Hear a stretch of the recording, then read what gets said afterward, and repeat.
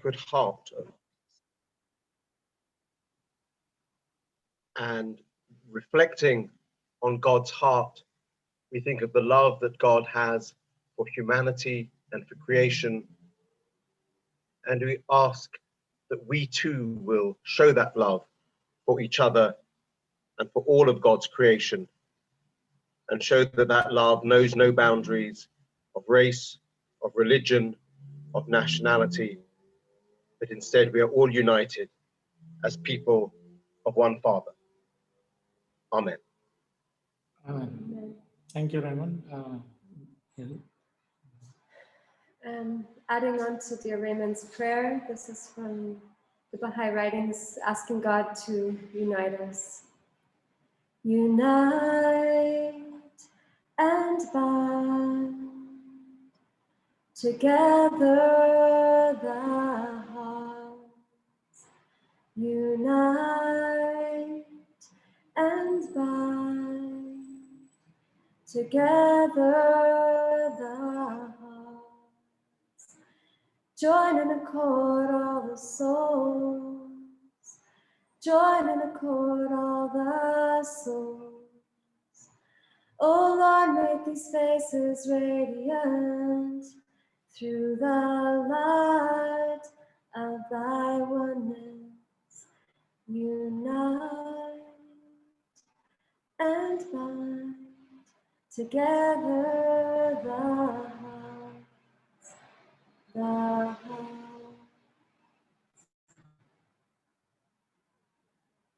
Thank you, Ellie. We'll move on to the next item. Once again, I welcome all of you. Thank you very much for your time. It's a tremendous amount of sacrifice to zoom in or to give that time to the interfaith organizations. As I said, the next item is the register and apologies. Well, we've got Haley here, and I think she has some apologies. Haley? Yes, Dr. Tlamini and Ms. Debbie Hustis have intended their apologies. And also, dear friends, there are many others that have said they will join us today at 10 o'clock. So in about 15 more minutes, there will be others that are joining us via Zoom. Okay, thank you, Haley. The next item on the agenda is minutes of the last BGM, which Haley will read out. And then we'll motion for adoption of that minutes and second it. Haley? So all of the previous minutes have been sent via email, so I hadn't actually planned to read them out. Just that BGM. Yeah, so that last BGM. So the last BGM was held in October of 2018. Then there was an SGM held on the 28th of November 2019, which is when Karen joined us as treasurer. And then we had our AGM meeting on the 10th of December in 2020. All of those minutes were circulated to those who've been affiliated with Religions for Peace for quite a while. I know, Gwen, I just invited you now, so thank you so much. I can add you to our mailing list for future. You'll get the minutes from this meeting. Hopefully everybody's had a chance to go through those minutes. So we are now asking for them to be approved. Yeah, we need a motion to adopt those minutes and somebody to second it. The adoption. Okay. Let's be adopted. Mike. And I will second it. Kevin will second it. Thank you. Okay, that's minutes done. The matters arising, or the any matters arising from those that BGM minutes, Haley, if there is any the matters arising were the motions for changes to the Constitution, okay. But we'll go through that in the it's on the agenda. Yeah. Okay, that's okay. The next item is correspondence. Now, correspondence, there'll be a number of correspondence locally right? We're not going to concentrate on those correspondence. What I want to concentrate is on the correspondence that I had from ACRL in Nairobi, Kenya, and also from international. But in the past year or so, I had about 3 or 4 phone calls from ACRL, right? And this was to deal, initially the first one was regarding issues with Professor Wada, right? And then the second phone call was regarding the issue with Dr. Naidu, Dr. Naidu, Tulawal Naidu. And then the third one was, the third phone call that I got was from Dr. Francis Courier, that when we appoint somebody to do certain things, it's not for the international, it must appoint them locally. What we're saying is only locally we are allowed that. If we want to do something for the continent of Africa, then we must go through ACRL. And globally, it must come from New York, right? So these were the 3 phone calls that I got, and then in the last 2 weeks or so, there was another phone call from ACRL stating that we must make certain changes in our constitution, because I read our constitution, and we have to include certain clauses that they have in the ACRL constitution, right? So that would what we're going to do a little later on when we do the amendment to the constitution, right? That these are the calls, the correspondence that I got from ACRL, and there was another one that came from New York. But that didn't come as a call. It came as stating that if we have people have issues with RFP South Africa, we must tend to them locally. We mustn't, bring international in or ACRL in. We must tend to them and sort them out locally, right? So ACRL and from international. Thank you. Okay. You've reminded me, I also received a correspondence from New York requesting some kind of feedback on some of our projects. Yes. So I gave them some details about the feeding schemes at Dennis Hurley Center, the Ubuntu project for women and for community development, and our interfaith prayers. So I just kind of gave a little report there. Yeah. And they were just requesting more information. Yeah, and then Ila also had sent a report to them regarding when we were doing, working with the homeless and so on during COVID-19. See, so these are the correspondence that we've got from ACRL and internationally.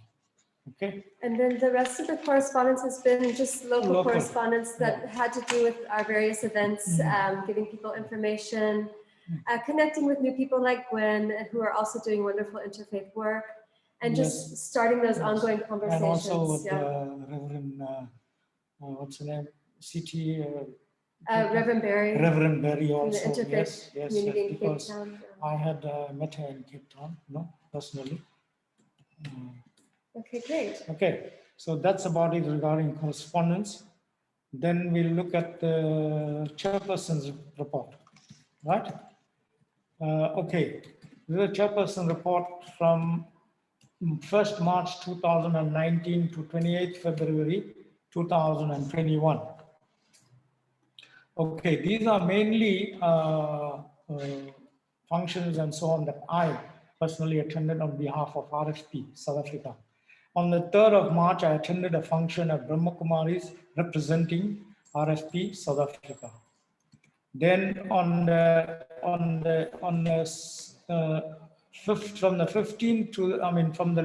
to the 15th of March 2019, throughout the week, Mr. Stein Willemstad and I attended various faith-based organizations for consultation regarding how to build a stronger base for RFP South Africa.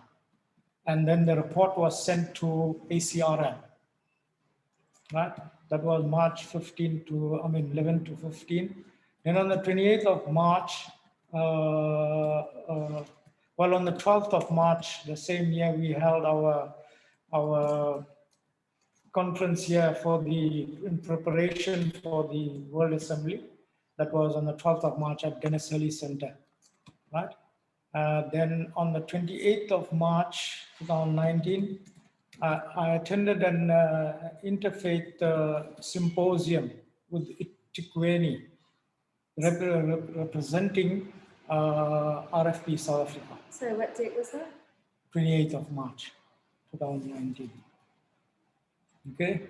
Then on the 1st of April 2019, attended a meeting at City Hall, Community Room, in preparation for an interfaith function that was to be held at Oasis Church in Umlazi. Right? That was on the 1st of April 2019. On the 8th of April 2019, I attended an interfaith function at Umlazi representing RFP South Africa and conducted a prayer. Right? Then I had to attend a conference in Uganda from 6th May to 9th May 2019 in preparation for the World Assembly. Right? That was in Uganda in May. Then on the 25th of June, I had to represent RFP South Africa at a function hosted by Brahma Kumaris, right? That's on the 25th of June. Then on the 3rd of July, 2019, I attended an interfaith prayers at the Old Main Road, Pinetown, representing RFP South Africa. Right? Then I attended a youth forum at WAMI, right, on the 13th of July, 2019. Right? 21st of July, I attended a function hosted by Sukyo Mahikari at City Hall. 21st of July.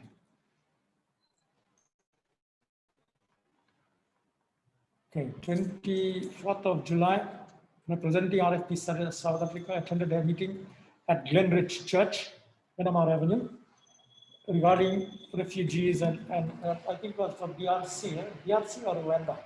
Okay. Yeah, right. They regarding xenophobia and refugees. Right? That was on 24th of July, 2019. Met with the next one was I met with Cardinal at the Chancery regarding amalgamation of RFP and IRC. Right? Then in August, from August 19 to 23rd of August, attended 10th World Assembly in Germany.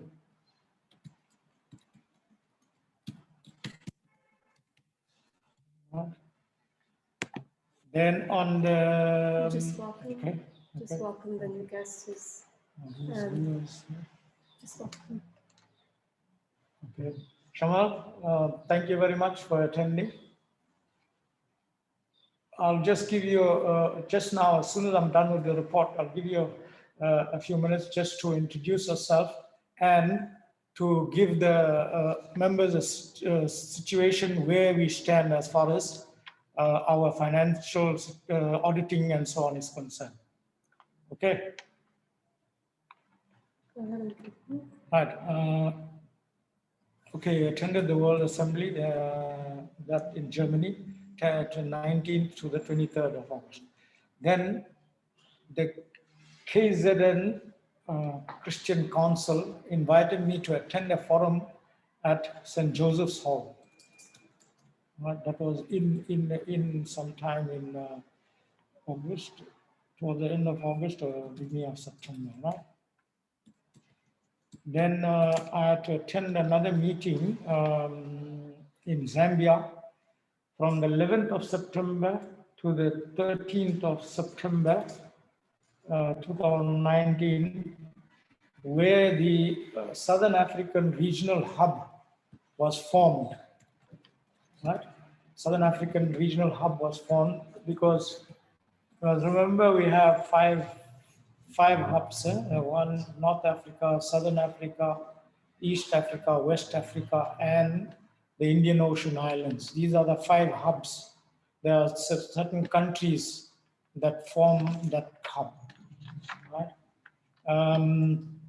Then on the 30th of September, RfP workshop we had at Manning Rd Church Hall, 30th of September. So that was an event hosted by RfP?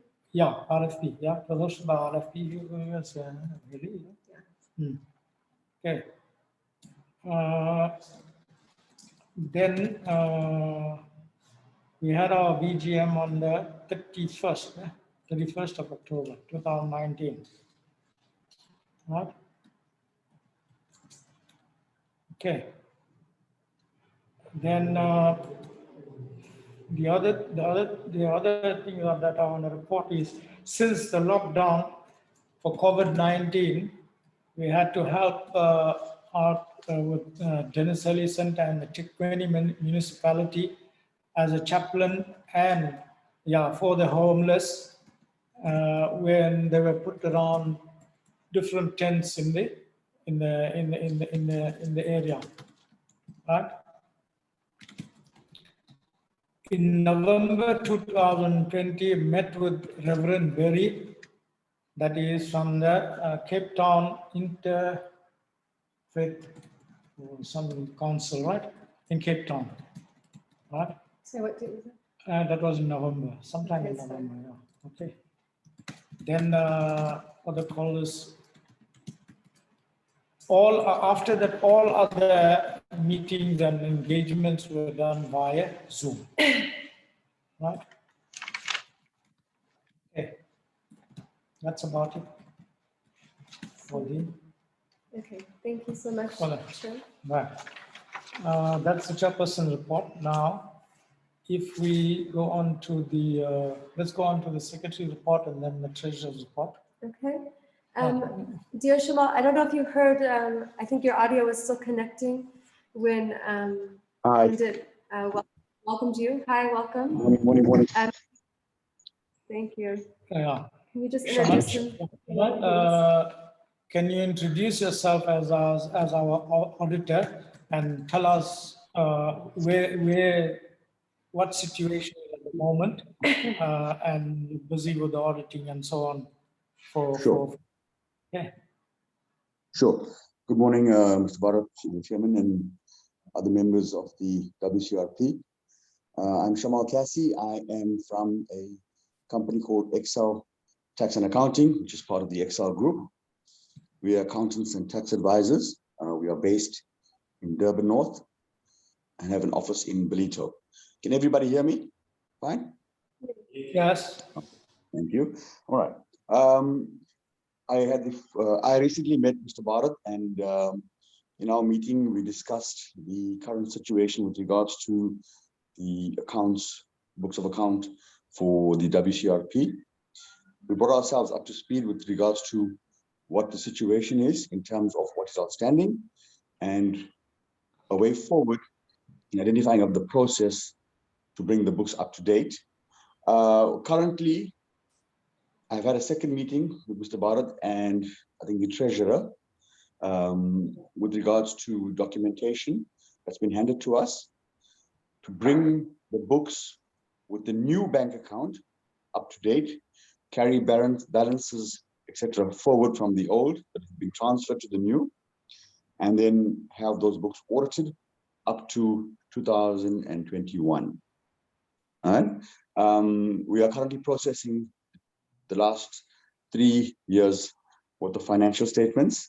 We should be finished with that by end of the month or early into next month.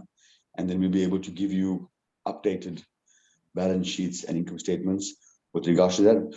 Obviously, with regards to the take-on year, it will be qualified because we are unable to verify certain things due to the history. However, but subsequent years thereafter, those should be all fine.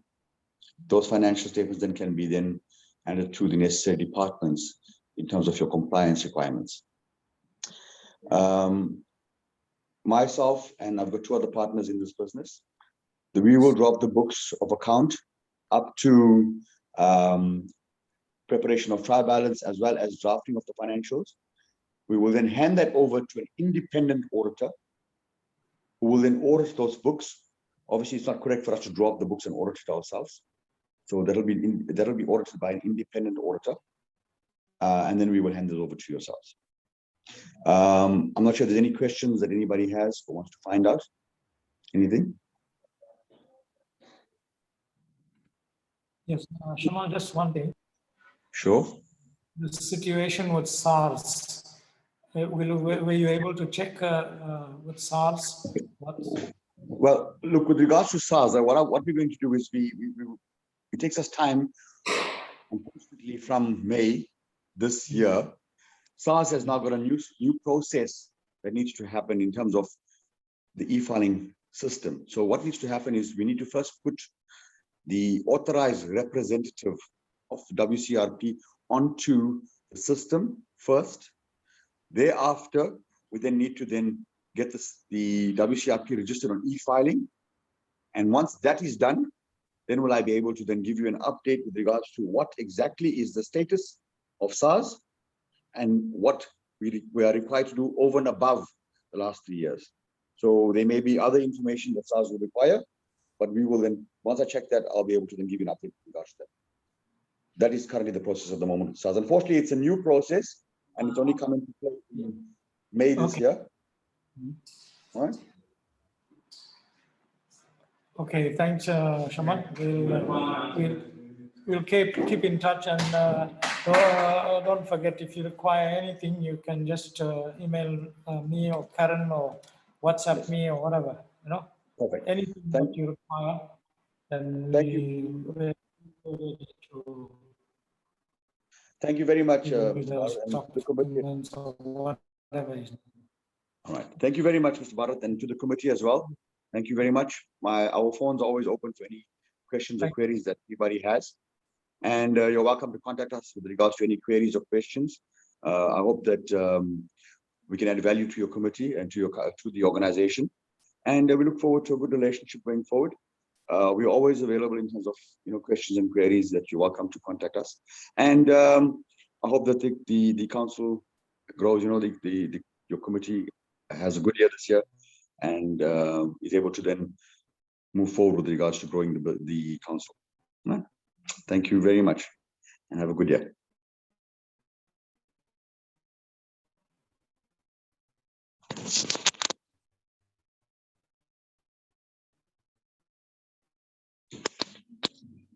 I'm not sure if you've got that.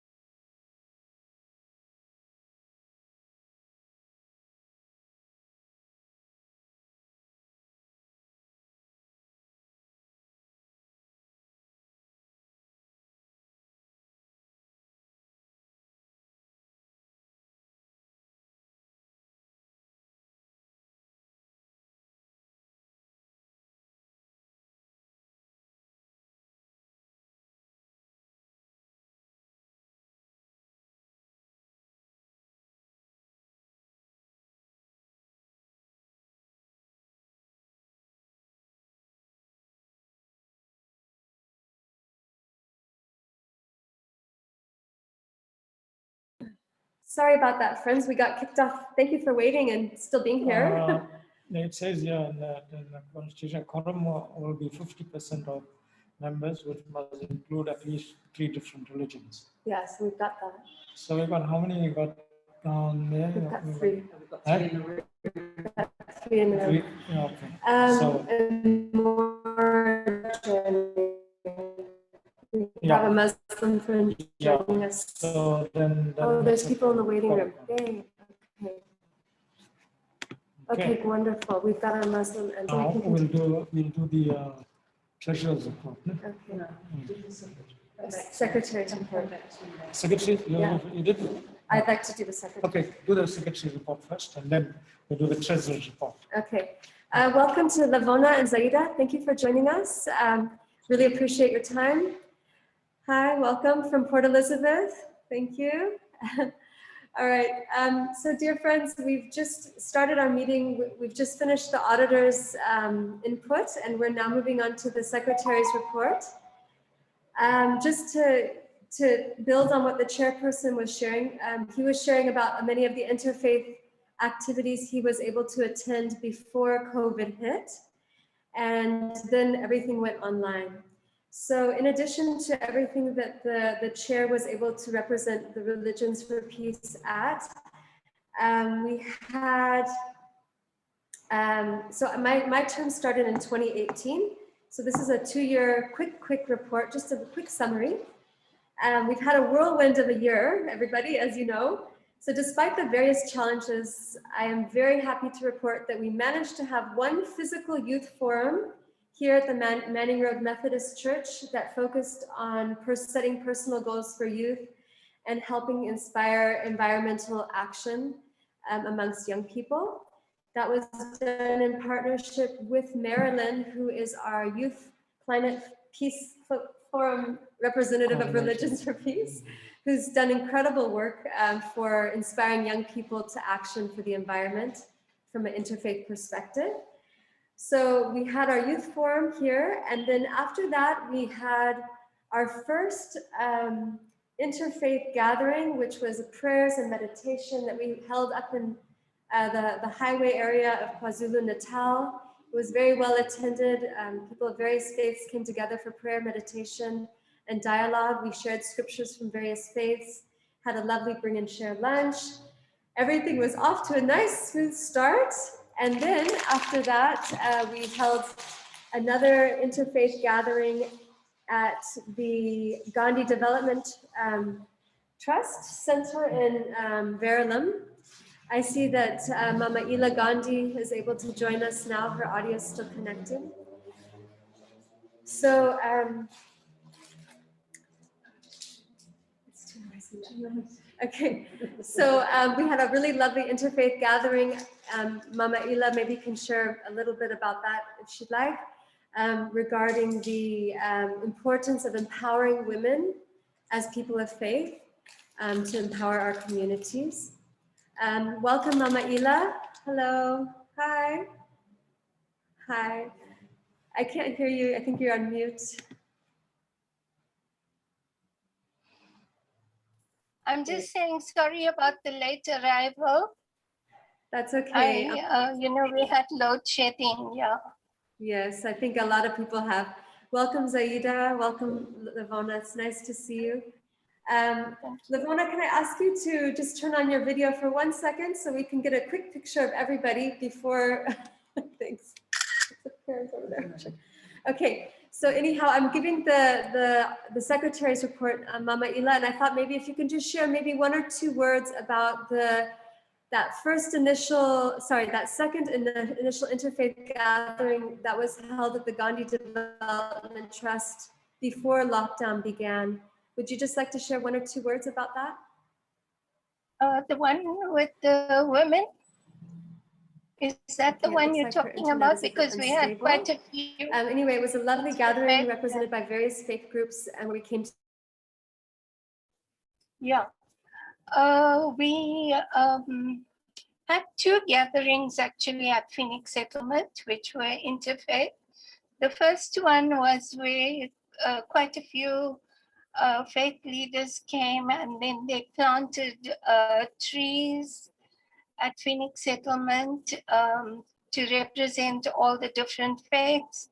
And we had discussions there about the various faiths and what they believe in and so on. We had the Shembe faith and we had some,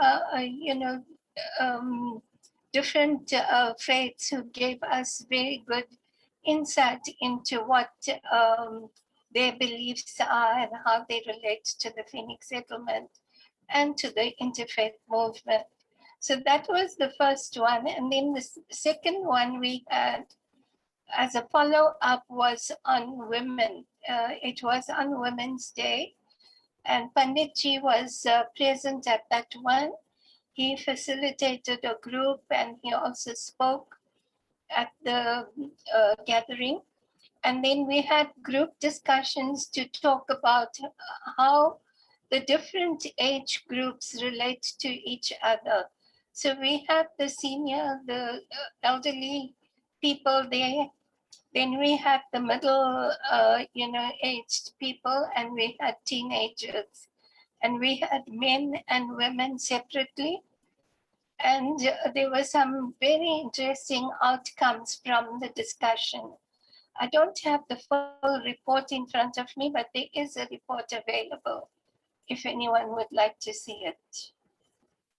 I think that's a summary. I'm not sure if there are any further questions.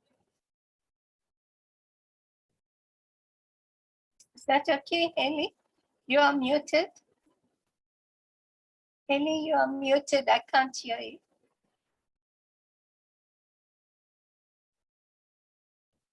Sorry, friends, we're having unstable internet. Please raise your hand if you can hear us. Yeah, we can. We can.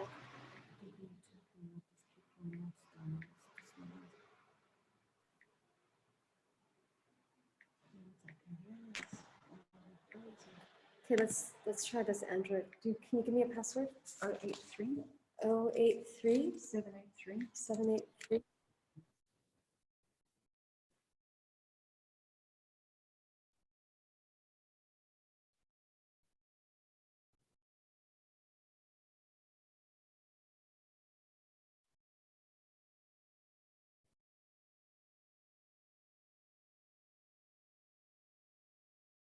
I think, Lavona, did you want to ask a question?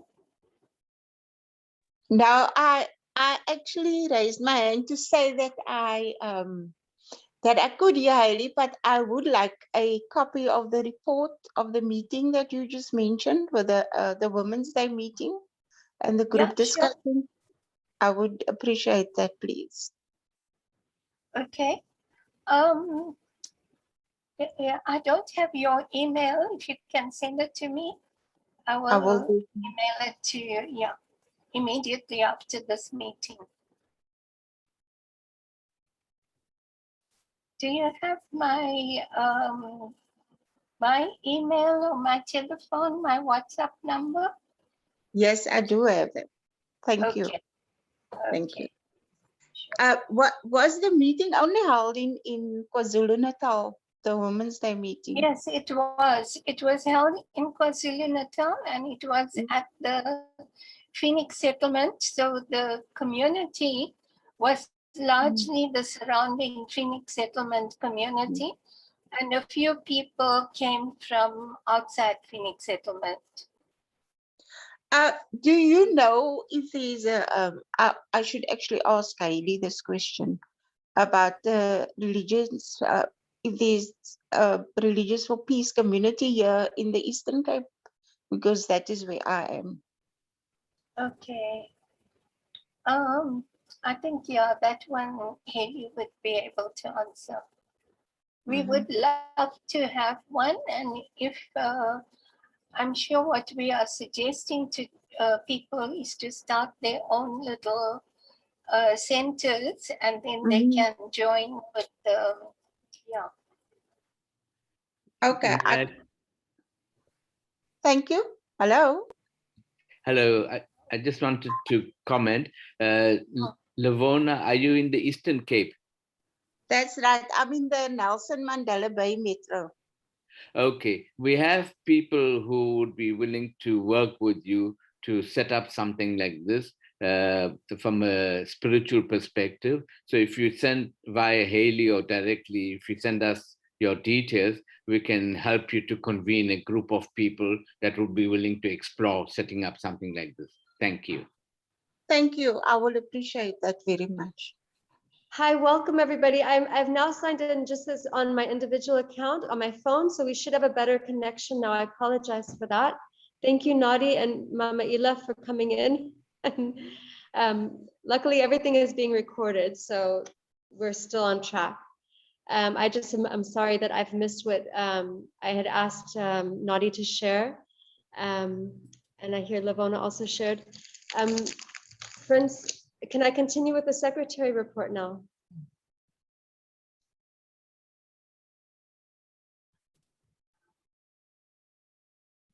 Can you all hear me okay? Can I continue with the secretary's report? Yes, please do. Yes, Okay. can hear you clearly. Okay, wonderful. Okay, so basically after the 2 physical meetings, we had decided at the previous BGM that we would host a monthly interfaith event that focused on an area of concern in South Africa. So we would have a theme for interfaith prayers and dialogues each month. So although the crisis hit, we needed a month to regroup, I think around March of 2020. But after that, we were able to continue these online dialogues with values-based action plans on a monthly basis via Zoom. Obviously, it has presented some challenges, but what it also presented was an opportunity for us to really build a more national dialogue. So we've invited friends from Cape Town, from Port Elizabeth, from Gauteng. We've had people participating from the Northwest Province on occasion, and people representing various organizations, as well as individuals participating. And it's been really heartening to see. In addition to these monthly interfaith dialogues, the Youth Peace Climate Forum continued online as well with various activities. So oftentimes we would have at least 2 sponsored interfaith Religions for Peace events in South Africa per month, as well as participate in international Religions for Peace events and participate in other interfaith events by like-minded organizations. In addition to all of these lovely gatherings that were held virtually, we spent some time developing more of a social media presence. With the help of Marilyn, she and I developed a YouTube channel for Religions for Peace South Africa. We further developed the Facebook page for Religions for Peace, and we opened an Instagram account as well, where we announce our various gatherings. We post interfaith inspirational messages. And for the YouTube channel, I know Zaida will remember, we also posted various messages of support during COVID from various faith perspectives to try and inspire and give hope to people of faith around the country and around the world, which was quite a successful endeavor. I know some of those videos were shared widely. However, our YouTube channel is still in its development stage and only has about 20 subscribers, even though many people have seen the videos. So if we can ask everybody present today, if you haven't already liked our YouTube channel and subscribed to it, liked our Facebook page, liked our Instagram page, please do so and share them and those messages with your friends.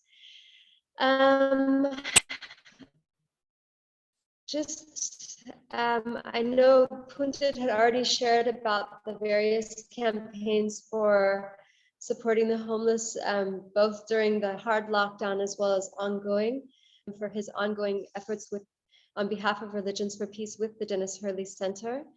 In addition to those ongoing feeding schemes as an interfaith group, we've had interfaith gatherings held at the Ubuntu Wellness Center for empowering women and girls that have been happening regularly for several months. And we're now hosting a physical outdoor interfaith prayer the last Sunday of every month as well. And we're encouraging our friends from different parts of the country to also find creative ways to host localized interfaith events where we can basically, even if we get groups of 10 to 20 people together, spread outdoors, to promote interfaith action and solidarity, it really brings a spirit of Ubuntu and unity that we all are working towards.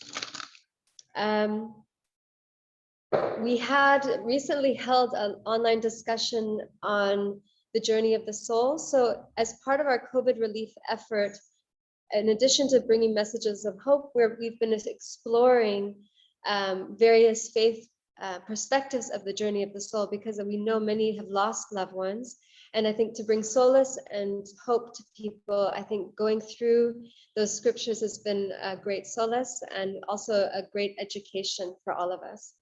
The last one we had was attended by almost 100 people on Zoom, which I think was our highest number of participation. So that was really great. I also had asked Nadi to share a little bit on this issue, because part of the three focal areas of Religions for Peace South Africa during this last 2-year period has been the climate forum led by the youth, the development of a more nationally representative Religions for Peace body that helps as an umbrella for many interfaith activities and organizations around the world, around the country. But the third one was that the ACRL, in addition to the New York office, has asked us to really help focus on providing COVID relief. So that's why a lot of our online forums have focused on bringing hope. We've also had forums on where we've invited medical personnel from various faiths to bring good, sound information on vaccinations and the pandemic to help educate people.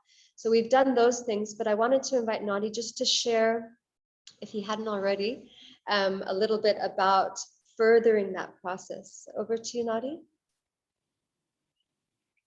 Yes, certainly. Thank you very much for the opportunity.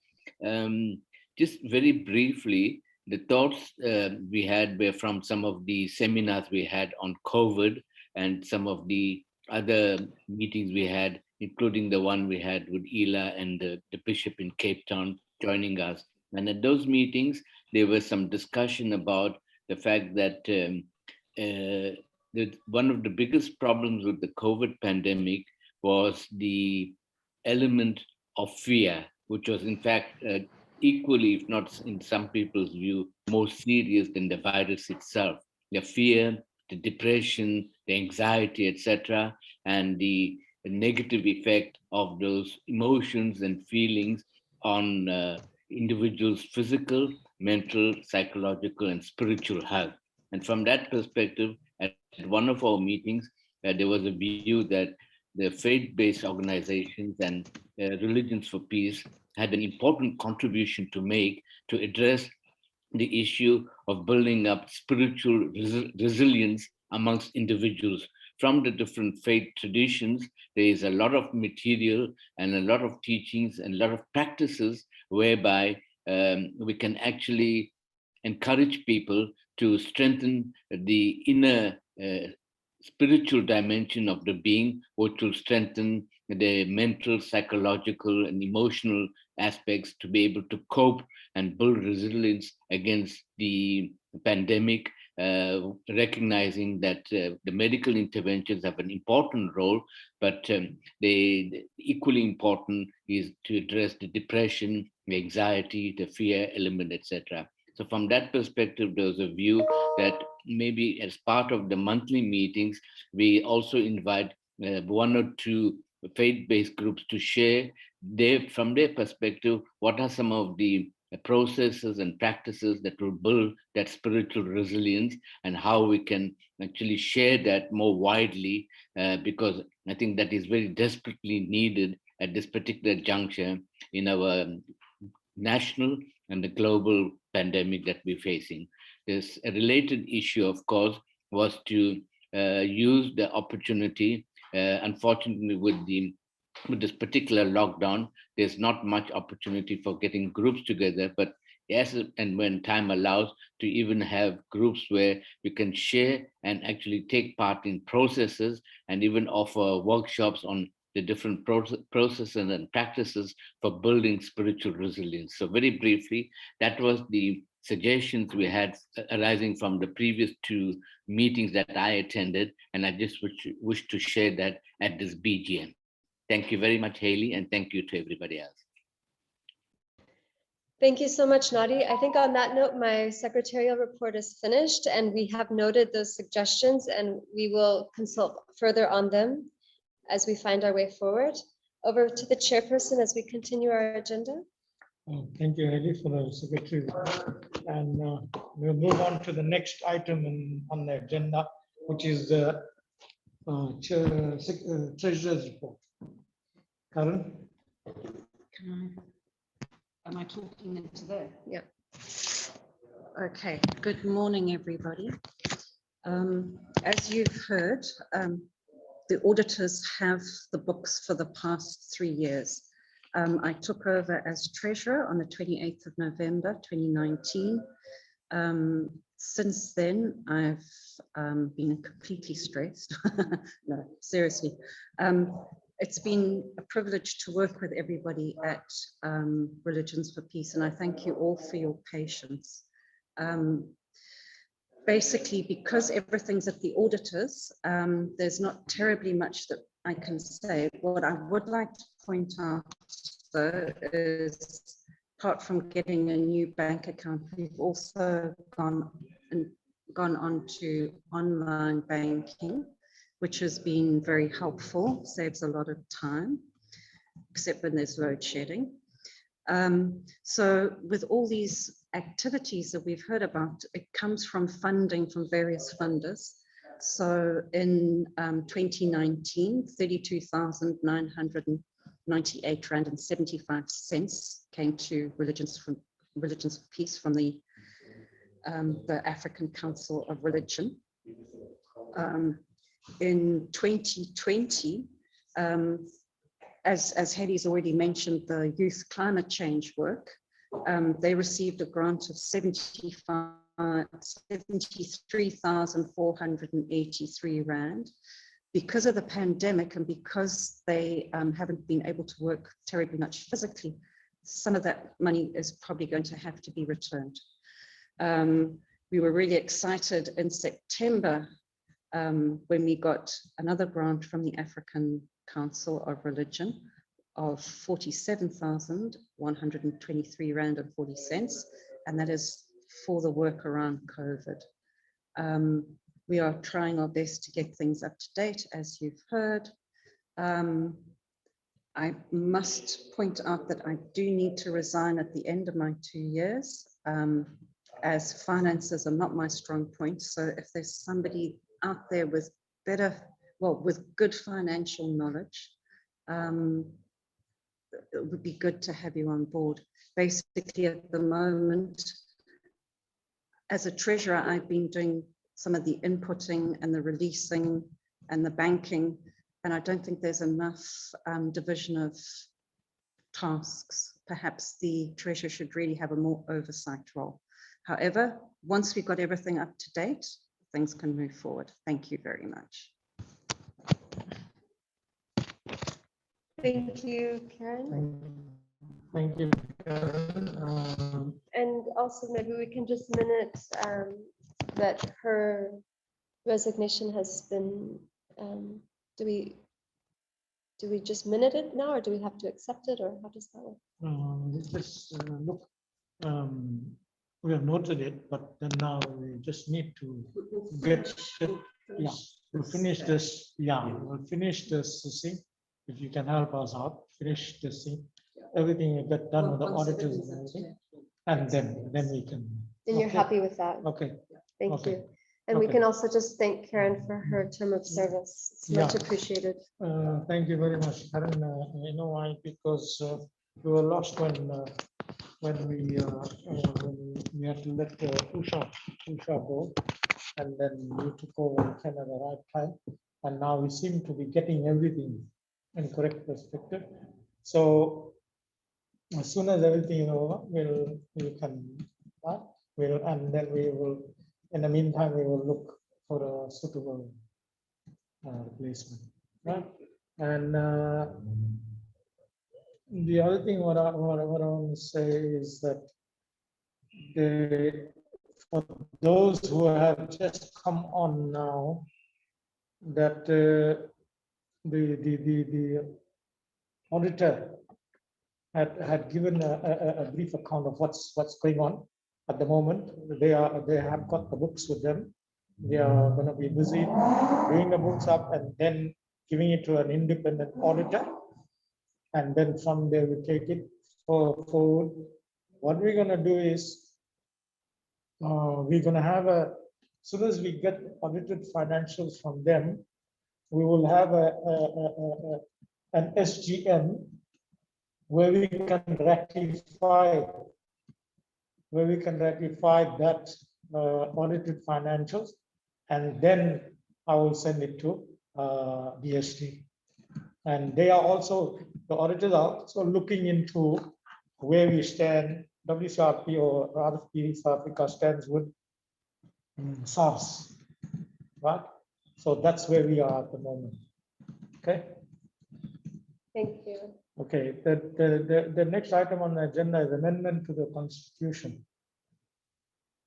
Now, there are quite a lot of amendments to be done, but let me put you in the picture as to what the previous Constitution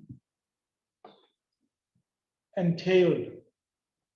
The previous Constitution only entailed about 2 pages, and we have built the Constitution up since I have taken over. Built the Constitution up in very much detail as far as the duties and all the other aspects, objectives, and so on are concerned. However, I didn't send that amended one to DSD yet because there was a lot of other amendments had to come to that one also. So that's why now we have consolidated everything, because when I got the Constitution of ACRL and had spoken to Dr. Francis, and he said that there are certain clauses, because I had given him a copy of that amended Constitution, and just to have a look at, and he had a look at it, and he said that, listen, you need to bring in certain clauses from the ACRL Constitution into your Constitution, right? So that's what we worked on now, and hopefully when we have finished with this amendments, then that will be sent to DSD for ratification, and they will stamp it and send us a copy back. Now, at the moment now we're still working with the old Constitution that that had been drawn up by my predecessor. Right?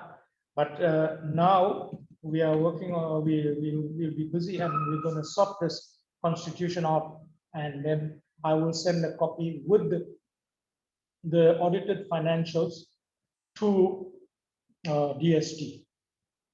Right? And as far as SARS is concerned, the auditors are looking into where we stand with SARS. Right? Okay, so now the amendment to the Constitution, present Constitution, if we look at the name and address, right? We have the name of WCRP, that is World Council on Religions for Peace. We have to amend that too, because we have to keep in line with the international.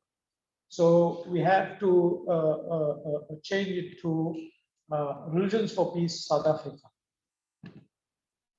Right? That's the number one change that we need to make.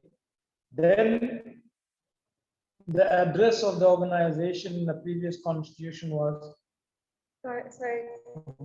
Before we move on to that, can we just make a motion to accept that and this leave these other motions? If there's no objections, they can all be approved today. yeah, see, let's go through all the other amendments and then we can put a motion to change those. To accept all of them. Accept all of them, one shot. Sounds good. Okay. Then if you look at the address of the organization, it was previously 43 ML Sultan Road, Durban. Now the address of the organization needs to be updated. Somebody had suggested that we use a PO box number and in the post office, and then I did go and find out, but there will be a heavy cost per month. Yes, senior citizens do get a bit of this thing, but however, what happens is if you taking a box individually as a senior citizen, then yes, you are given certain amount of discount and so on. But as an organization, they charge you the full amount, right? And that is close to about 800 Rand or something per month to get a box address at the post office. Okay, so we have to come up with something that where we need an address, a physical address, even if it's a box number or whatever, right? That's the thing. We have to come up with an address of the organization. And anybody has got any suggestions about the address? Anybody online got any suggestions about address? Or anyone? PO box. Yeah. Has to be a PO box. No, it doesn't have to be. Doesn't have to be. There was a suggestion to have it be, but now we found out it's 800 Rand a month, Oh, which is not viable. So we need a new suggestion now. no, is the issue that you can't use a private address. It's not. Institutional integrity. Is No, it- it's not true. But see, in my organization, I use Can it be like a religious place? yeah, a religious place can be. So there's a few possible suggestions. There's, I think currently it goes to the Gandhi Development Trust offices at DUT, is that correct? Yeah. So there's that option of continuing that. There's the option of the Gandhi Development in Durban. There's the Manning Rd Church. There's the, if you have an office, maybe there's the Ubuntu Wellness, which is kind of the secretariat office right now.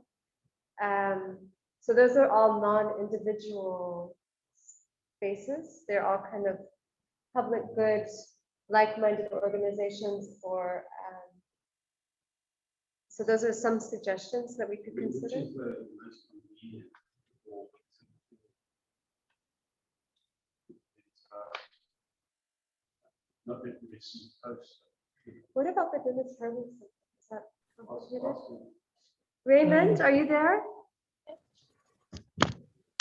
Yes, I'm here. Raymond, how would you feel about the Dennis Hurley Center being the Religions for Peace address? I don't have a problem with that. We could just look out for post and let you know if anything comes, but nothing ever comes in the post anyway these days. But if you need a postal address, we're happy to provide it. I know. Yes. The reason that I'm suggesting that is because I know it comes physically, it would be good for it to be somewhere where he accesses quite regularly. So, but I agree, there's very little correspondence that isn't done via email. It So we also still need an address. it also has the advantage of being religiously neutral.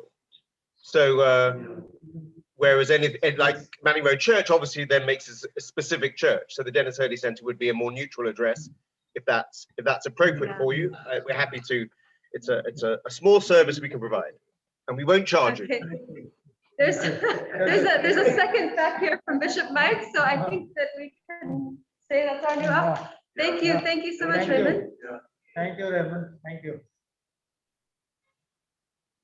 Okay, so we use that address. 1.3 was email address. Oh yes, I forgot to say yes. I should have put that in my secretary's report. Yeah. That we Okay. finally did our info@rfpsa.org.za. So I assume you all have that since you're here today. Okay, so now we got that two sorted out, the name and the address. Right. Okay, those were the amendments, yeah? And then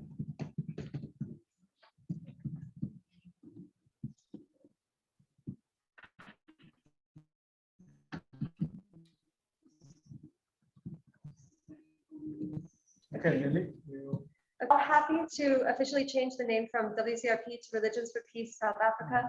Once the everything's back from the auditors, that will all go to social development for that amendment. So that motion is accepted by all. There's no objections. Yeah. Okay. The adoption of the Dennis Hurley as our new address, as well as info@RfPSA as our new email address, has been adopted, accepted. Everybody's happy. Okay, and then there was a few other motions. Now, if you look at the number 2 on the Constitution, we've got aim and objectives. Right? We've got aim and objectives. We've got it right up to 2.7. Now, I'm just going to read what Dr. Francis gave me from ACRL. And he says here, entry points for creation of interreligious councils. There are 3 main avenues or entry points for forming mechanisms of interreligious cooperation. 1, chapters. 2, institutional cooperation on specific issues. And 3, formalized cooperation. Now, it says here chapters. Number 1, chapters. During the early years of the organization, committed and interested people shaped national and regional Religions for Peace chapters. The institutional routing in the respective faith community varied from situation to situation. It was, however, soon realized that an institutional representation would strengthen the impact of the interreligious cooperation. The WCRP standing rules encourages religious bodies, institutions, organizations, and individuals to form local bodies and chapters. A number of national chapters are current affiliates of ACRL-RFP. Some chapters have gone through a strategic and organizational change to become representative bodies for the respective religious communities that constitute them, and thus they have developed into IRCs. Two principles guide the structure and operation of an interreligious council affiliated with ACRL-RFP. That is, 1, representativity and subsidiarity. These concepts are explained briefly as representativity. The principle of representativity recognizes that a person or group of persons can represent informally or formally concerns of a larger community. ACRL-RFP is committed to assisting entire religious communities to cooperate with one another for the common good. Access to the spiritual, moral, and social assets of religious communities relevant to the common good must be made through the religious communities and their own structures and institutions. Thus, the principle of representativity entails engaging the enormous range of already existing religious structures in multi-religious cooperation. For ACRL-RFP, the religious communities and the structures are the primary actors in multi-religious cooperation. ACRL-RFP also recognizes the unique role that creative minorities have within their own communities as they work to help the communities address new challenges. It is important to note, however, that the notion of representativity functions as a principle, not a rule. Rules are to be followed, but principles always need to be interpreted. Thus, Religions for Peace believes that the principle of representativity needs to be interpreted at every level of religious community and applied to groups typically excluded from official positions in religious leadership. Consonant with this understanding, Religions for Peace has taken affirmative action to ensure that representatives of religious women and youth groups among the Religions for Peace leadership. Nevertheless, significant additional steps need to be taken in this regard, right? The next one is subsidiarity. The principle of subsidiarity is designed to ensure that appropriate leadership occurs on every level of IRCs and that all levels are organically linked to one another. The ACRL RFP standing rules make clear that local leadership applies at the level of sub-national units, national leaderships at the national level, regional leadership at regional level, and world leadership at the international level. The principle of subsidiarity also clarifies reciprocity among all levels. No level can disregard the principles that guide the entire organization, but each restricted level is included in and is part of a broader levels of organization. This principle allows for inclusive representative participation regarding situations that affect the whole organization, but also ensures that local actors remain the agents of their own affairs regarding local issues. The next one is solidarity. The principle of solidarity is a core principle at building the cohesion of the IRC by binding members to stand in solidarity with each other in times of challenges and difficulties. This is especially important when religious communities that are members of an IRC are subject to threats, intimidation, and discrimination by agencies and forces either from government or public spheres. This principle helps IRCs to stand with their members and thus draw on the collective strength to weather challenges. The principles of representativity, subsidiarity, and solidarity are complementary and are necessarily understood together. They encourage the development of structures and programs, request a list of mosques and other significant Islamic institutions or other institutions, including the names of those who hold leadership positions within these bodies. In many places, boards of leadership or similar organizations will also exist, which may be able to provide a list of members of other senior figures from within the community.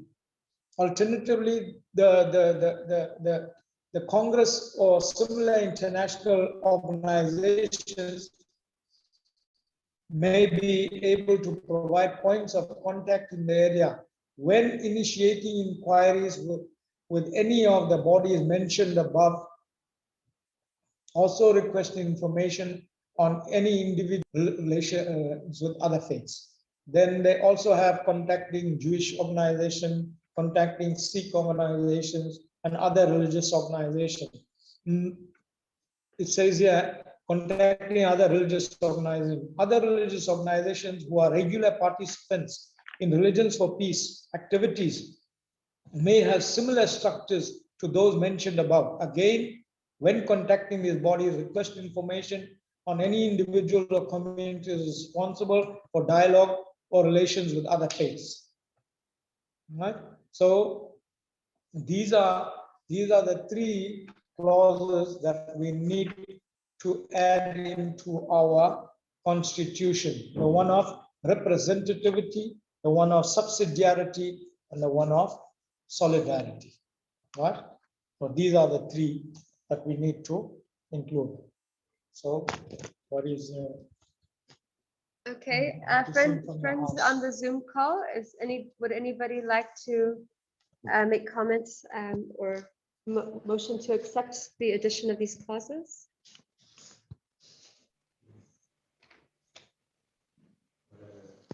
So proposed, yeah, it be accepted. Okay. okay? In addition to those clauses, just a point of clarity, we had discussed at the AGM in December to focus on just the kind of the following way of individual membership, official membership, and focusing on organizational representativity. And so I think we need to, at this meeting also, that motion was put forward. Do we need to also accept that? Yeah, regarding the So individuals can representative still, membership. yeah, Yeah, I think we cannot leave the individuals out. you We cannot. cannot, because some individual may not belong to an organization. So and they may not belong to, So are we still asking for membership forms from individuals? Because I thought we decided we would ask individuals to participate and affiliate as individuals they can. But if they're not representing an organization, they don't have to officially fill in any registration I don't think forms. some of them don't belong to organizations. Okay? As individuals, they don't belong to any organization. They but can still want to participate. in that, let's say a youth forum. Yes, They don't belong to any organization. yeah, But they want to participate. yes, they must. So automatically we have to give them a membership. We have to. We can't just give them out. So see that membership thing will stand. Will stand in the categories of individuals, regional or local groups, and international and national bodies of organization. That membership should stand. Okay, so then we let that fall away. Thank Yeah. you. I just needed Okay. some clarity there. Okay. Thank you. Okay.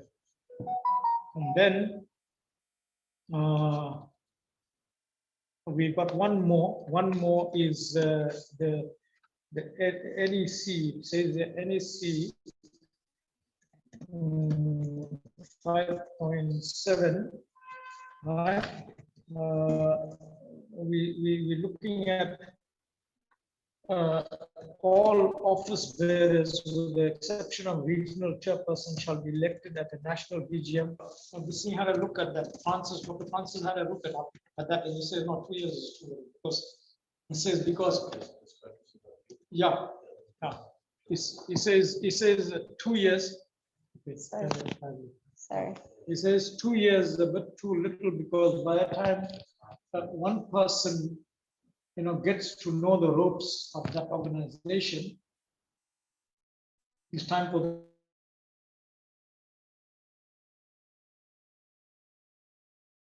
that person to leave. But however, he says you need to change it to either. And then if anybody in the BGM, every 2 years when you hold the BGM, you will sort of re-elect the same people, right? If anybody wants to step down in that 2 years, they can step down. That's renewable every 2 years. Yeah, it's renewable. It can be, yeah. But Yes. It's a 2-year appointment at a time. Yes. So How long can that go on for? well, It's 2 terms. 2 terms. Yeah. 2 terms. Okay. It's a 4-year term or a 5-year. Oh, So we must decide yes. which we're gonna take, a 4-year or a 5-year term. So what's gonna happen is in that 2 years, right? If in the 2 years, if you got other commitments and you want to step down, welcome. There's a hand up in the audience from Lavona. Okay. I just need a bit of clarity. I can't hear you so very clearly. At the moment, I do not represent any organization. I came here with the idea of setting up a space called the Garden of Resilience in my backyard. I haven't been able to do so because I'd hardly arrived here when we went into lockdown. So I just want to know what I couldn't hear very clearly what the structural, the requirements were for somebody like myself to participate in this religions in the organization.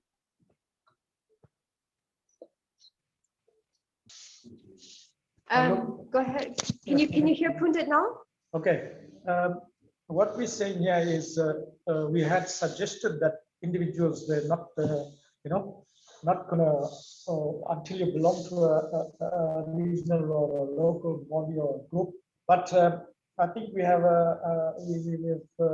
did a rethink on that, and we need individuals also, because as you said, you won't be belonging to any particular organization, and yet then how does it make you become a member of Religions for Peace? Yes, we're going to leave that clause in for individuals also as a member. So you can set up that piece. You can do it as an individual initiative, yes, as a member of Religions for Peace. Does that make sense? Yes, thank you. Thank you. Okay, thank you. Okay, we're looking at this change of term. Are we going to go for 4 years or 5 years? There was a suggestion of 3 years. I mean, 3 there was a suggestion of 4 years and 5 years, Yeah. but there was another suggestion of 3-year terms. And I prefer the 3-year term. 3-year term. See what happens is the 3-year term. This in. Yeah, you can renew it, but why we saying is this thing. When you have the BGM, that 2 years, Okay. every 2 years. So some of them, because of other commitments, they may want to step down. Yeah. So you can step down. Okay. Okay. So then. So we keep it at 2 years. No. We either make it a 4-year term, one term, and another term is for another 4 years, or we make it a 5-year. That's what he suggested. What's his name, Francis? Because see, in ACRL, their constitution states 4 years, 4 years. And that's for the president. Right? No. All office bearers. 4 years. Yeah. You see, but in the BGM, 2 years. If a person wants to step down, they can step down. Okay, so you still have the BGM every 2 years. Yes. The person stays for 4 years. Yes. So you don't have to elect somebody every 2 years. I think Yes. 4 years makes sense. Yeah. Because it goes with the sequence of the. That's what the BGM, ACRL has. So I would propose we go for 4 years. I would also prefer the same. Okay, so you're seconding. I'll second that. Okay. Bishop Mike. Yeah. Yes. No. Before we close, I've got a message from the auditors. Or if I can just say it now, basically, we need a letter of resolution confirming the pundit of Barath is a registered representative for WCRP. Yes. In terms of the tax matters. Yes. So See, we're coming to that now. This thing, we've got an appointment of auditor, and in that appointment of auditor, we're going to appoint the same. We're going to appoint Shamal and the Excel group, right? And then we will. He's officially appointed as auditor. In this thing, resolution is taken. Then what we're going to do is give him a letter. Okay, but it has to. Yeah. letter of resolution confirming. Yeah, that's a resolution. Okay. Okay. So I think we okay with the amendment to the, I don't think there's any more amendments, right? Once that is amended, then what I can do is I can, together with this, with the audited financials, I'll send it to DST. Because what happens is when DST gets this one, they go through it, and if they're happy with it, then they stamp every page of it, right? And they'll send it back to me, right? And then that's the one will be our official constitution. Okay. Sorry, what should I put in the minutes? Pundit will be the appointed Representative of WCRP regarding our SARS matter. representative. What detail in my Okay, organization. thank you. Okay, so now we've accepted that it's 4-year terms, right? Yes. Now, we've accepted that. However, we also know that you've had a first 4-year term now, basically, as Yeah. our chair, which Yes. means we still need to today have a election of officers. Is that correct? Yeah. Okay. Yeah. What So what we're gonna do is now, at the moment now, we had that 4-year term, but that 4-year term was like in a this thing. It wasn't sort of this thing. You know what I'm saying? Because you didn't get it registered with your local government and all that. You know what I'm saying? It says according to the local thing that you still have your old constitution, right? You still have your old constitution there at DST. So when this is submitted now, when this is submitted and the change, remember the change of officials, that form which I sent to DSD. You know the change of official, and I sent that form to. So it will work from that time. this will be chaired in constitution with DSD, with change of officials. I still think it's wise for us to have an election today. Yes. Because it's time. Yes, So I think that's just a point of clarity, right? Yeah, just for a point of clarity. Yeah. So now are we moving on to the election? Yeah, look, there's no further amendments to the constitution. Okay. So let's move on. Is there anybody else there on this Zoom that wants to contribute anything to? Yeah, we have 9 other participants on the Zoom call. Before we move on to election of officers, are there any other questions or comments from the friends?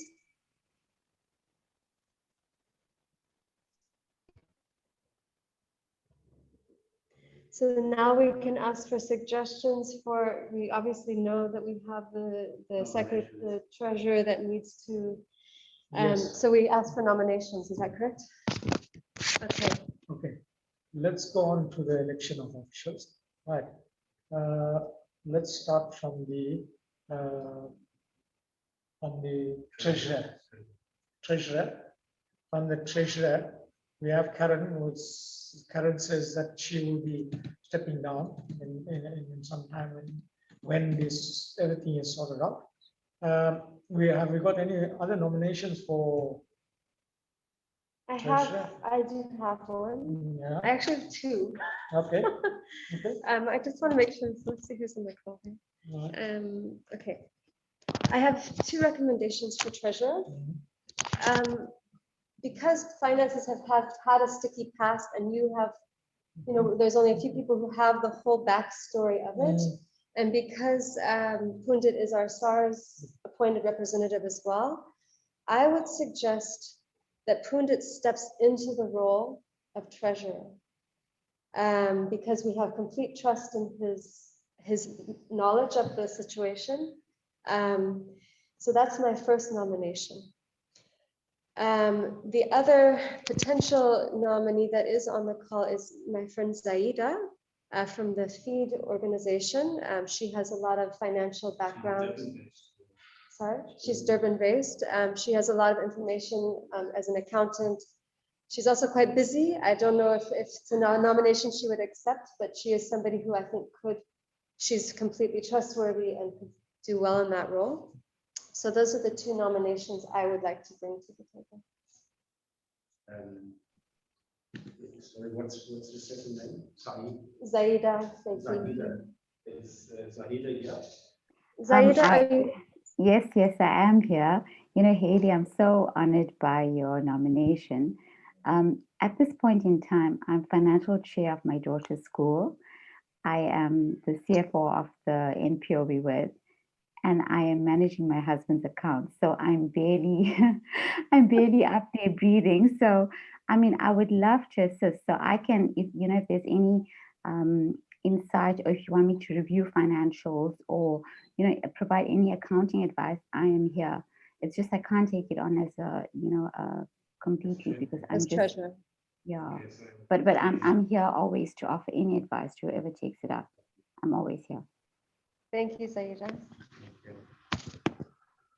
So,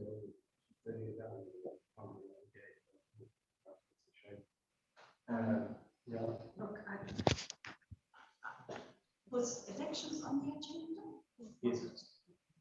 I mean, because maybe normally, often when there's something like this, people can send in nominations ahead of time. So maybe we have another election. Oh, no, another way of doing it is that you can, if the meeting is agreed, you mandate the executive to find someone. If we don't have somebody here, especially the treasurer. So if people agree to that we ask the executive to Look into it. to find a treasurer. Okay. Look, Sorry, friends, I don't know if you heard that suggestion was, well, so the suggestion was that if we can't agree on a treasurer today, then we, as the people attending the BGM, mandate the executive body to appoint, to find a new treasurer.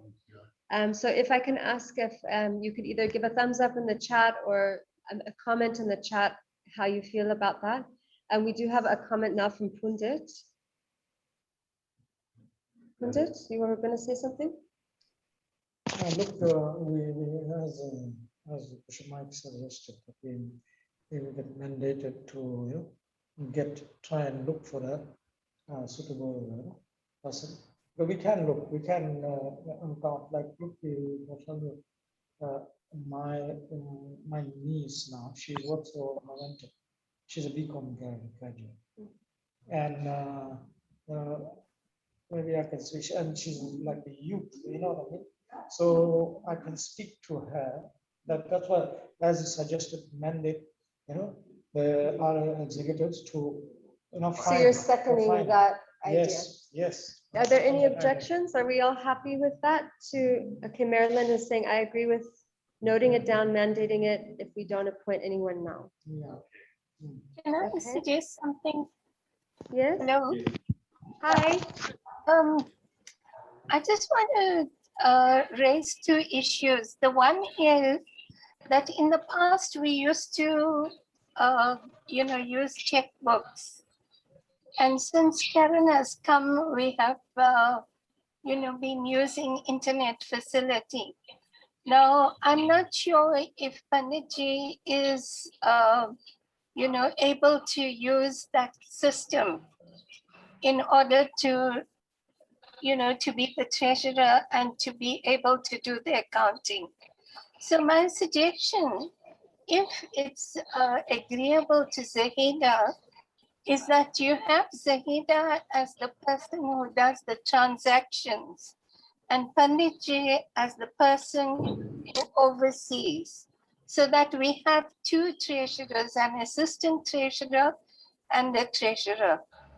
That is what I would like to suggest. Yeah, look in most of the organizations, they've got an assistant treasurer. Yeah. assistant secretary, Yeah. And I think that if you're not allowed to checks now out, so you've got to go electronic bank. Yeah. So that makes sense. Yes. Look, let's look at this idea that Bishop Mike has Yeah. given, and let's look, and then we can come up with. We can come up with it. We Okay. can come up. Thank you. We can speak to a lot of them, and in any case, now. So we can agree in principle Yeah. in terms of what you were saying, that's the mandate to executive. Okay. Now, and then because now I see, sitting as the chairperson and then also trying to oversee a lot of. This is too much. It's too much for you. Really. Yeah. No, look, we rather work on this, and see who we can come up with. And because see, we are going to have an SGM after this, after the audited financials are done, we have to ratify that in an SGM. So what we can do is in the meantime, look around, and in that SGM, we can, Okay. sort that treasure. Okay. In the meantime, Karen is still with us. You know what I'm saying? Yeah. Okay, So, do we still do the other officers today then, or can we leave all of that for that, or? Maybe, I don't know. It's left to the house. So the other officers are the president, the secretary, the treasurer. Is that the three? Those are the three, but now, President means Is- chairperson. you see, Oh, yes, sorry. yeah. Is it not a president? See, that's the thing that I had found from Paddy when I took over. Then Paddy said, no, you will be the president / So chairperson. it's the same officer. So it's the What same does the because Constitution what say? happened? Yeah, the Constitution says that. President, okay. Chairperson, it must be done in such a way that, because as soon as we build up the other provinces, then the president will have to take the seat, right? And then what will happen is we're going to appoint chairpersons of the other provinces to come in also onto the board. So you're saying then that technically, chairperson, provincially based. Technically, Okay, then we yes, should go at the there. moment, Yes. but the listing of president / chairperson stays, but chairperson is for the listing now. at the moment, So it's kind of like an acting president, kind of chairperson. Okay. Yeah, so that's how it is. That's how it is based. Set up in the constitution, because it's gonna be this thing to have a president and then have a chairperson. Okay, just say in case of that. Yeah. Then, Okay. Western Cape, Gauteng and all that. When we have those chapters built up, then what's going to happen about this now? The chairperson will come. The chairperson will come from every province, Yes. and they will be part of the main body. Yes. See, And they will elect the president. Then. that's Oh, okay. that's So okay, that's fine. So we're just looking at the election of the chairperson at the moment. Is that correct? yeah. The chairperson, well, president / chairperson. Okay. So what's going to happen is what it'll stay like that. Slash. Yeah, slash. Yeah, okay, so that will stay as it is, and then we'll move from there as we build up the other provinces. Because see, when I was in Cape Town, I spoke to Reverend Berry. Yes. When I spoke to Reverend Berry, she said, hey, they would love to come on board. They would love to come on board. So I gave her a copy of the Constitution. I said, see, I'm reading this to you. Yes. This is how it's going to work. If you people form this thing, an interfaith thing you've got running here, you don't have to change your name to RFP. Don't have to change it to RFP. You stay with your name. Yeah. But you're Dash. affiliated. Yes. Affiliated Yes. with RFP. Membership, yeah. And then what will happen is we will take 1 or 2 members of your executives on that board there, Yes. and we'll include them in our main body. Yes. That's how we're gonna work. Okay. See, So see, that's what we're working towards. that's what we're working towards. See, so that's what we're working towards. So what we're gonna do is look. I've spoken to Reverend Berry down in Western Cape. I've spoken to somebody in Gauteng, Yes. and they're all happy to come on board.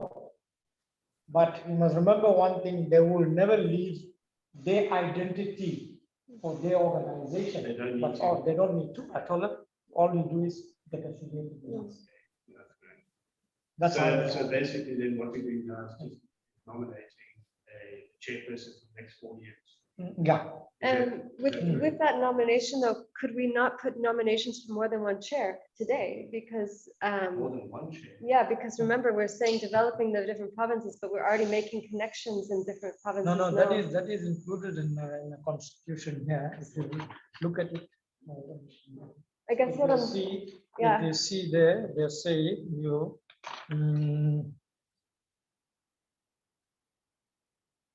Sorry, so just to clarify what I'm saying, Yeah. is that because of what you've told me, yeah, about the regional chair people, why can we not today nominate both the presidents and a chair for the Eastern Cape, a chair for the Western Cape, a chair for No, you Gauteng? can't. We can't nominate the Yeah. chairs. Uh, They've got to nominate They've got to themselves. They've got to nominate themselves, and they've got to say Yeah. who they're going to put on the main body. okay. Yeah. See, that's how they. I That's see, how- I got can't- you. Thank can't you. do it. That's why we can nominate for that's all. And then it says here, see, executive or regional chapters, RECs, right? There's the RECs will come from that province, right? Can I make a suggestion that seeing we are having this special general meeting Mhm. soon, Yeah. maybe the provinces could coordinate, and when we have that special general meeting and we start getting nominations from the different provinces. So let's see this as the beginning of a process. Yes, that's the secretary's duty to let them know. Listen, we're gonna do this at the SGM, all right? And then what we're gonna do is we're gonna nominate, you're gonna nominate your people. They will nominate, and then, yeah, right. So, Haley, you have to put that down, that at the SGM, this is what we're going to do, right? And you send it out to all the other provinces too, wherever wherever you know, and then they will work in the meantime to nominate their people in that province. And the president. And Okay. so Okay, wonderful. So I will send now to all of our contacts around the country yes. a request to send in nominations for regional chairs and a president for South Africa. And at our SGM, we will then start that process. So we will not do that election today. Yeah. That's See, exciting. our 5.10, the president of the NEC shall act as chairperson at all meetings. That's how it was set out, right? At all meetings, the president of NEC shall act as chairperson at all meetings of that NEC. Okay. Right? So now that is why they left that president / chairperson. Okay, wonderful. See, We are so- over time, so- Lovely. Right, okay, so that's the thing, right? That's the election of officials, we'll leave it for the SG. And can I suggest we set forms with, nominations? Yeah. So there's a paper trail. Yes. Okay, Second, I would feel very Yeah, secretary. uncomfortable if we were doing elections. yes. Okay, thank so, you. Haley will see to that. And what is the date for the SGM? Can we set that now? SGM, no, we gotta wait for, let the auditors finish first. You know why? Because then we'll have that, we'll ratify that one time at SGM. Okay, auditor is complete. They said that it should be the end of this month, so once we get that, we'll set a date. Okay, I'll keep in contact with them. Okay. And Karen too. Okay, so that is regarding elections, that all the way for the SGM, right? Yeah. Appointment of auditor, so I recommend that we keep Excel group, you know, there's Shamal and so on, as an auditor. You know? Right. Is that acceptable to everybody? They've just started anyway, so it Yeah. would make sense Yeah, to. yeah. You see, an auditor, This just ratified this decision, you know. yeah, the auditor has got to do that organization booked only for 5 years. They can only do it for 5 years. Okay. Then we got to change the auditor. Okay. Right? Alright. So they just started now. Let them, you know, Okay, go for that period of time. so they are being we'll- appointed. Yeah. We are all happy? Alright, No lovely. objections? Thank you. Okay, Okay, that's about it. And activities of RFP, you have gone into that. Yeah, yeah, done, can I share now? Right? Yeah. I just wanted to share, friends, that at our previous BGM, we spent a bit of time thinking about what we want to do for the next 2-year term. Now, obviously, now it's already 11:20, and we wanted to finish this meeting in 9 minutes. That was our goal, especially for our Muslim friends. And what we had done with this 2 years was to have at least one monthly gathering on a topic that affects South Africans. Then with the COVID happening, that went online, which allowed for national participation. So I would like to make a proposal that we as a national body continue with a monthly interfaith prayer and dialogue on select topics for the next 2-year term. So we continue that. In addition to that, I would like to suggest that we use this 2 years to further develop our provincial branches and encourage local provincial action, in addition to our national Zoom dialogue, which will then be something we can all share on social media, so we can see what's happening around the country, and focus on both local action and national action. So that's my proposal. Is there any thoughts on that? But also to encourage the regional ones to make suggestions in terms of respective topics. And to maybe help host some of the online ones. So it's not just the president branch always hosting. So they can be part of making the choices of the topics and host. They can host, yes. That's a very good idea. Okay. They can host it. And then, yeah.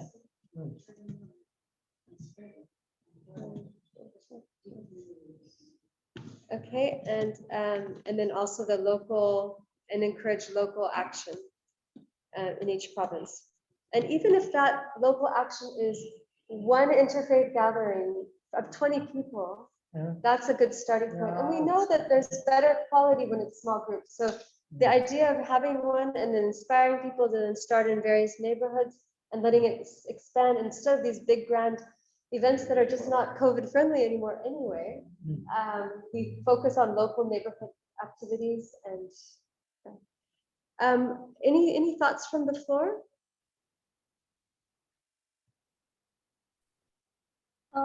Can I say something, Lily? I think that we should note down that until we have the the special meeting to elect office bearers, that the existing office bearers should continue. Yes. I think Yes. it should be noted, otherwise, we in a flux. Yeah. I agree. Okay, agreed. Agreed by all. Thank you for that. I've put it in the minutes. Okay. So we've got a strategic plan now for the next 2 years, which is exciting. And then we'll also do our end of year Desmond Tutu Peace Lecture in December. Are we happy to do that again? It was really fantastic last year. Sorry, that we do know that it's on the 9th of October, it's 90th birthday. So should we do it then? Yes, In honor it's going of- to be quite a number of events. Yeah, 9th of October. 9th of October is the Yeah. 90th. Okay, so instead of doing it November, December, let's aim to at least do it during the month of October. Yes, celebrating the 90th. Is okay. There's just been a launch of the book that I attended the other week, which I'm happy to share the video launch of it. So people will purchase the book. It's on the story.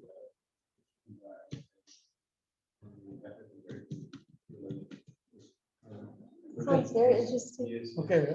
Thank you. Done with that, right? So then the next is just general discussion, questions, comments. We have 5 minutes. Anybody, general questions, comments? I know during the AGM, we actually heard from Nadi and Lavona and Zaida and Ila. So I think we've integrated that. And Marilyn. Yes, Marilyn, before you came on, I had wanted to allow a few minutes for you to share about the Youth Peace Forum, Climate Forum. Maybe if you want to close with any comments on that. And then we aren't going to set the meeting for our next date until we hear from the auditors. And after that, we'll just have a closing prayer. Marilyn, would you like to share anything? Hi, Haley. Hi, everybody. Thank you for this opportunity to share.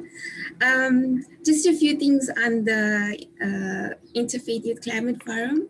We haven't been doing anything physical because of COVID, but I've sent my yearly report to RfP International with our events and with the how the funding was spent. And I'm still waiting to hear from them because Christopher stepped down, but he told me he has sent it to the financial team in New York. So they are busy reviewing the report at the moment, and he'll get back to me on what we do with the money and the way forward. So I'm waiting to hear from them about that. But in the meantime, we as youth have been building up our team, and we've been carrying on with some online activities. We've had 2 webinars recently, which has been successful. The first one was just a youth webinar. The second one was an intergenerational one. And we've been posting it on social media, and we've been having successful comments, and it's been a gathering of quality, and it's been very lovely to engage with the youth. So we're trying to see what we can do online and encourage events. So we started off with the Oceans Day arts event as well. And then just to let you all know that next week there's an interfaith Zoom event in Cape Town with which we shared also on social media. And I was nominated by Reverend Berry to talk on that event representing the Hindu faith as well. So that event is happening next week. I've contacted the youth to get involved as well, to talk about why interfaith work is important, especially for youth. And then just some international news about the conference coming up in October with RfP in New York. I'm still also on the RfP Youth Media team, and I've been asked to be on the advisory board for the conference. So we're busy working on how to help make the conference more youth engagement. The conference was supposed to be a full youth conference, but they couldn't get funding to support it. So they had to change it into an intergenerational conference in order to get funding. And we were told that only 100 people can attend physically. So they're still sending out invitations of the 100 people that can attend. And then the other set of people that will attend will be the tech people, because the conference will be physical and virtual as well. So those who cannot attend because of COVID from the countries and fly in Germany, will have to attend virtually. So I sent you guys 4 nominations from my side, from the RfP Interfaith Youth Climate Forum for y'all to review. I've got the CVs, And then yeah, I think that's all I wanted to share. So we trying to build up the youth movement, trying to encourage more interactions, and then yeah, and yeah, thank you for giving me this opportunity to share about it. Thank you, Marilyn. Could we ask people to subscribe to the newsletter or the email letter of the Religions for Peace International, to send them that link, because I think that this keeps updated with what's happening internationally, there's opportunities by the recognized. Yeah. Okay, so if you all caught that, it was, please, if you haven't yet, subscribe to the Religions for Peace International newsletter. Sometimes I forward them, but I think it is better if everybody just gets those directly, and then everything they get from South Africa is just our South African events. Yes. So thank you for that. I think it's closing prayer. Can I, Haley, can I just come in? Hello? Sure. Coming, yeah. Okay. I'd just like to say, well, congratulations to Marilyn for all the work that she's done. I have been asked for nominations of youth, and I think we need to agree on those people, the youth nominations. Haley has sent 4 names. If we agree at this meeting, then I'll send those 4 names across to them. The second thing is that, you know, internationally, they have women's forum in each of the regions and chapters. So I think we need to look into having a women's forum in our organization as well. I don't know, Haley, if you would like to coordinate that or something to put together a women's forum. Yeah, I would love to do that instead of be secretary. That's really where my passion lies, to be honest. I think, yeah, there should be a women's, I've been serving with you, I think, in the interim, right? Women's forum, but it hasn't been an official one. So yes, let me see how I can incorporate that into a proposal for everyone. I'll put something together, and then everybody can give input. Haley to put a proposal. And I also want to just say thank you again to Marilyn for all of her help that she has offered me as secretary over this term. Regarding the 4 names nominated, I did notice there's quite I think there's 2 Hindus and a Christian and a Muslim. Okay.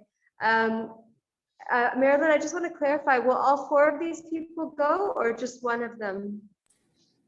I think it's just one of them. But I sent you 4 so that you could have a variety to choose from and check their profiles and stuff. But I think it's just one of them, but maybe we can just confirm it. Okay, the other thing is officially Sorry, just a little louder so they can hear. Must be the official membership. Yes, so so at this stage, the only official member of Religions for Peace out of those 4 is you and any others? No, for the youth. Karen's officially a member. Punta is sharing. Yeah. Go ahead. No, the 4 youth that I've sent, they're part of the Youth Interfaith Climate Forum, but they're not officially registered as RFP members. But they are very active into the interfaith work. But I did see in the original email that they said that the people nominated must be at a certain age of between 18 and 30. And then the second part was that they must be actively involved in interfaith work in organizations. And then I think we nominate someone to represent Religions for Peace South Africa. So I don't know if it's a prerequisite that they are an RFP member, or maybe they can become one. or the importance is that they are actively involved in interfaith work. So maybe we just need to get confirmation on that as well. Yeah, if they are not, then they need to officially fill in a registration, membership registration form. Or if we're gonna nominate and send one of the listeners, then they need to be. Okay, so go ahead. Why don't you go ahead and we can send me their emails and I'll request them to fill out a membership form. If anybody in this group hasn't, I think Lavona maybe also hasn't gotten a membership form, to please request one by email, send them out, and then the executive will then choose one amongst that group to recommend. Are you happy with that? Yeah, I think that's a great idea because it also encouraged them to become part of RFP, to become members, and we build up the youth part of it because they're such amazing youth and they're really active in the Interfaith Youth Climate Forum for Religions for Peace. And they have so much to offer from their interfaith knowledge and work. So if they become members, it helps us to grow a team and grow the youth sector and make them more inclusive of everything. So I think that's a great idea. Okay, thank you. Can I make a suggestion, Panditji? Yeah. No, firstly, I think Vedan wants to say something. Maybe. Good morning. Thank you. It's just a quick one. So I did fill out the application form for membership, and I had assumed that because I had become on the mailing list that I was automatically a member. I had not received any formal or any type of correspondence or information about that. So if you can please highlight what happens after a person submits the form and, you know, the process for being enrolled as a member. Vedant, did you receive even a message saying thank you for your membership form? I think I did, yes. I think I just need to go back. It's been a while. It's been a while. I will go back. Okay, so yeah, so every time somebody has, so it's just the message of welcome. There's nothing else. Sorry, Ila? Okay, that you'll sort that out with Haley. But the other thing I wanted to suggest is that we've got 4 names now. And if we can agree, I would suggest that we should submit all 4 names to the international and let them choose one. Because usually what they do is they decide, you know, internationally whether they've got, you know, whether the group is inclusive of all the religions. And then if they need a person from a particular religion, they would then ask us to choose somebody from that particular religion. That is what happened the last time. And then at the last minute, we had to look for a person from the particular religion. So if we submit all 4 names, they will choose one from whichever religious group that they want. So we don't have to make that choice. Can I make that suggestion? Just a point of clarification, those who have been nominated, have they been approached to say they are available? I assume, is that correct? Marilyn, did you ask if they're all available before nominating them? I did, but maybe I can just get one more confirmation from them and I'll let you know. Okay, I would second what Ila's saying because it makes sense. Then it sort of shows that we were offering 4 young people and then they need to look at the balance for themselves. So I know I would suggest if we are doing that, and like Ila said, they want to look at different religious representation. I would suggest, if we can't do 5, that we remove one of the Hindus and add a Baha'i or a Jewish or a Buddhist youth, if that's possible. Like Tandy Burgess, who helped with the last climate discussion. She's a very deep in Baha'i who's involved with climate change as well. So that, and a medical doctor. So if we could get 4 different religions in our nominations rather than 3, I think that would be ideal. Unless they can take 5, we can leave 2 Hindus.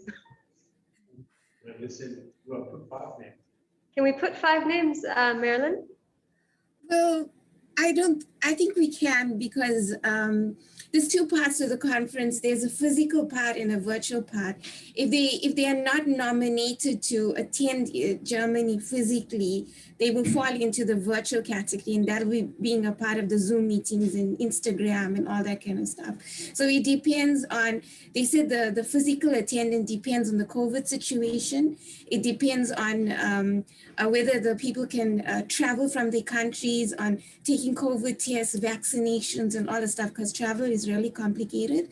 So I think it's nice to give them a variety and to see if the physical part will work out, they've got a good interaction and different religious representative to engage in the virtual conference. And in the virtual conference, anybody from around the world, from anywhere, can attend. So that's what's so great about that part. Yeah. Okay, so I think we're all happy then. If you could submit those names with the addition of Tandy Burgess, and if that you know of that you could also approach, I would suggest we put a youth name of each religion in South Africa, and it would be lovely if even 5 or 6 of them attended on Zoom, because like Bishop Mike was saying, people need to see this is a worldwide movement. It helps give people energy and excitement for our local activity when they return. Yeah. Okay, Okay. I'll chat to Tandy and I'll get a CV from her, and I'll send you the final lot. Okay, there's a message from Raymond. By the way, don't forget that the Cardinal has now officially retired. Sorry, Haley. Go ahead, Raymond. I didn't want to interrupt what you were just saying. So yes, so just to draw your attention to the fact that the Cardinal has now officially retired. The new Archbishop will be arriving anytime soon. I've already written to Archbishop Dwara to recommend that as soon as possible, we arrange a meeting of him with some of the religious leaders in Durban, and stressing that that's very much the heritage he steps into from Dennis Hurley and from the Cardinal. But also I just wanted to draw your attention that obviously the Cardinal's been very involved in a whole range of interfaith activities. It'd be nice to thank him and acknowledge that in some appropriate way. That would be great. So we'll write a letter of gratitude and thanks, and also a new letter of welcome. Yeah. Thank you. I think that's a very important point. And given this is only the 3rd Archbishop we've had in 74 years, we will assume he's going to be around for a while. Okay. To be honest, I have no idea of his what's the word? His sensitivity to ecumenical and interfaith issues. One hopes that was taken into account when he was appointed. But he's been in Ngwavuma for the last few years. But originally he's a Marion Hill missionary, so he was based up in Marion Hill for a while. Bishop had a question. I was just saying, Raymond, we'll convert him to ecumenism. Most certainly, I made it clear that that's non-negotiable in Durban. Oh, and Raymond, if I can ask you just to drop me the 2 best emails or 1 best email to send those 2 letters to make sure that they arrive, that would be great. Yes. Thank you. Okay. Chair? Okay. Can we just ask Raymond, is there going to be an official farewell or something? No.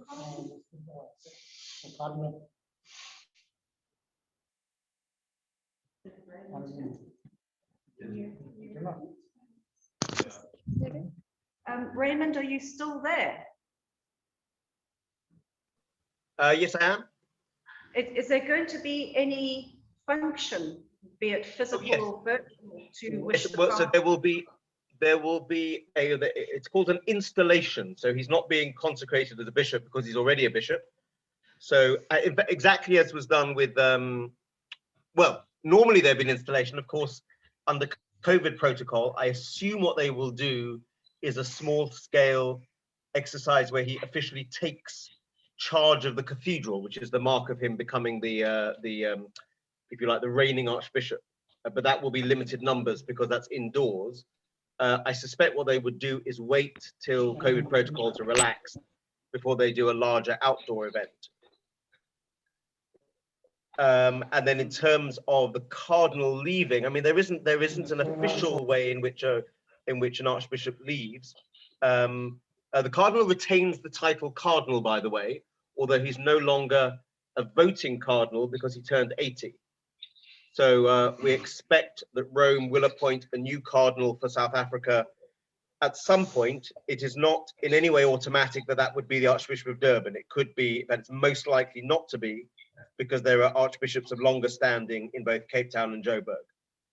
But it does mean, for example, if Pope Francis died tomorrow, there wouldn't be a South African representative at the election of the new Pope.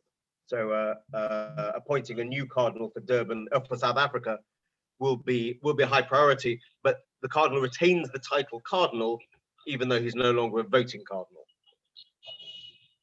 Okay, that's good to know. Thank you. Thank you. I'm just trying to see who's here.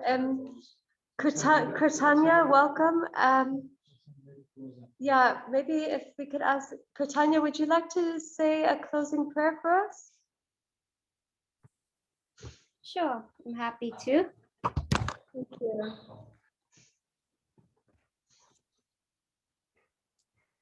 Om, Om, Om, Om, Deo Shanti, Antariksham Shanti, Prithvi Shanti, Rapa Shanti, Roshadaya Shanti, Vanaspatiya Shanti, Vishwadeva Shanti, Rapa Shanti, Vanaspatiya Shanti, Vishwadeva Shanti, Brahma Shanti, Shanti Reva Shanti, Shama Shanti Redi, Om Shanti Shanti Shanti.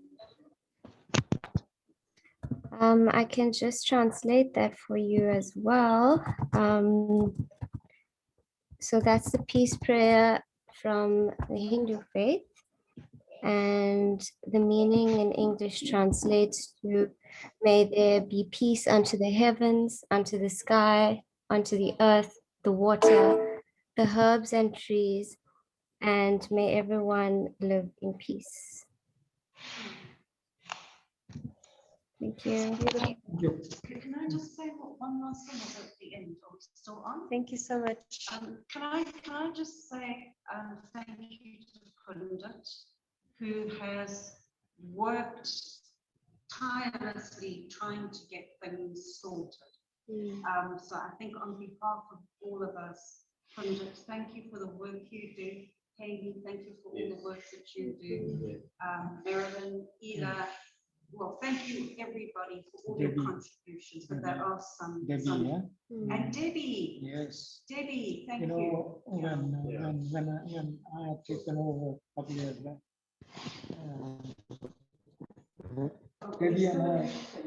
Debbie and no.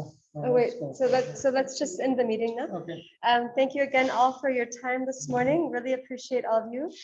And Zaida, again, thank you for your offer to help if we need a little bit of guidance with Treasury. You're such a star. And have a beautiful afternoon, everyone. God bless. Thank you. Bye. Thank you.